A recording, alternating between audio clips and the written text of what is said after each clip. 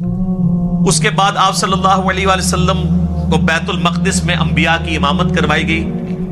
1,00,000 کے قریب پیغمبروں کو جمع کیا گیا اور جبرائیل علیہ السلام نے کہا کہ آپ ان کی امامت کروائیں. یہ صحیح مسلم میں آتا ہے.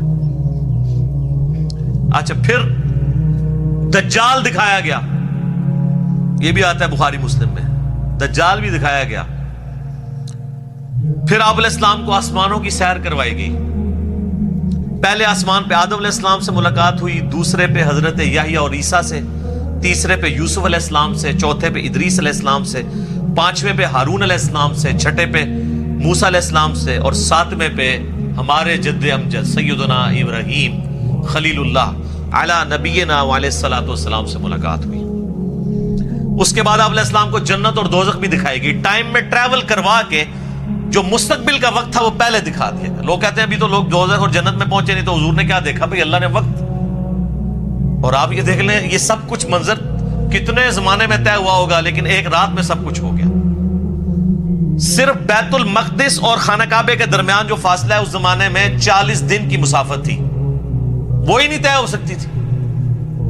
اللہ اکبر.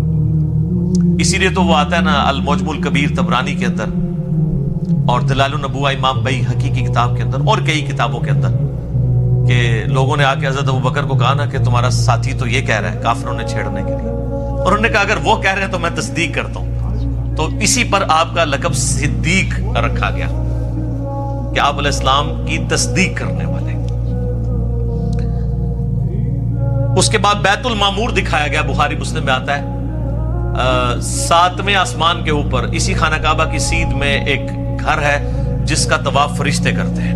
بیت المعمور وہ دکھایا گیا. اور سب سے بڑھ کے آپ کو سدرۃ المنتہا تک لے جایا گیا. یہ آخری حد ہے. زمین سے جتنی مخلوقات ہیں یا فرشتے ہیں وہ بھی سدرۃ المنتہا سے آگے نہیں جا سکتے. اور سدرۃ المنتہا ہی پہ اللہ تعالیٰ کی ملاقات ہوئی اپنے محبوب علیہ السلام کے ساتھ. اور سورۃ النجم میں اس کا ذکر ہے. وہاں پہ اللہ تعالیٰ نے وحی بھی کیا آپ علیہ السلام کو. صحیح مسلم میں آتا ہے کہ 3 چیزیں آپ کو وہیں پہ عطا ہوئی. نمبر 1 5 نمازیں. وہ ڈیٹیل بخاری مسلم میں آتی ہے کہ 50 تھی، کم ہوتے ہوئے موسیٰ علیہ السلام کے پاس جب وہ آتے تھے نا چھٹے آسمان کے اوپر تو کہتے تھے حضرت زیادہ ہے، کام کروائیں. ایک پھیرے ہی بس اور لگنا سی، وہ کو نہیں لگیا، ورنہ وہ 5 کام ہوتے 5 تک رہ گئی. پھر اس میں الفاظ ہے بخاری مسلم میں، اللہ نے کہا کہ میرا قول بھی نہیں بدلے گا، تمہاری امت پڑھے گی 5. سورۃ الانعام میں ہے کہ ایک نیکی 10 کے برابر ہے، تو میں ان کو ثواب 10 کا ہی دوں گا. 1 کے بدلے 10 کا، تو نمازیں 50 کے ہی ثواب ملے گا 5 کے کیس میں. دوسرا تحفہ دیا گیا سورۃ البقرہ کی آخری 2 آیات. صحیح مسلم میں آتا ہے آمن الرسول بما انزل الیہ من ربہ والمؤمنون. سر یہ 2 آیات وہ ہیں جو اس دنیا میں نازل نہیں ہوئی ہیں، آسمانوں پہ نازل ہوئی ہیں. آسمان سے آسمانوں پہ نبی علیہ السلام کے مبارک سینے پہ. اور صحیح مسلم میں آتا ہے کہ تیسری چیز جو آپ کو دی گئی کہ آپ کا جو کوئی امتی شرک نہیں کرے گا نا میں اسے معاف کر دوں گا.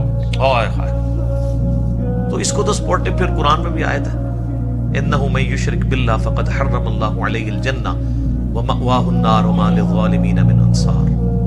بے شک جو کوئی اللہ کے ساتھ شرک کرے گا اللہ اس گناہ کو کبھی معاف نہیں کرے گا، اس پہ جنت حرام ہے، اس کا ٹھکانہ دوزخ ہے، اور وہاں اس کا کوئی مددگار نہیں ہوگا.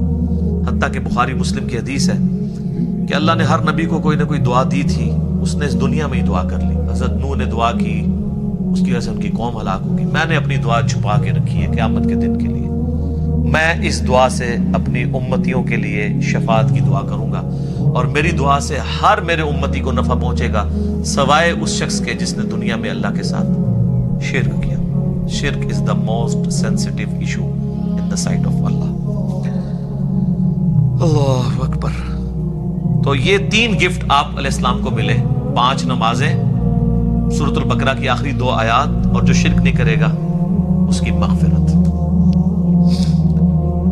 یہ ساری تفصیلات آپ مسئلہ نمبر 126 ABC کے اندر دیکھ سکتے ہیں 4.5 گھنٹے میں. میں اس کو سکپ کرتا ہوں.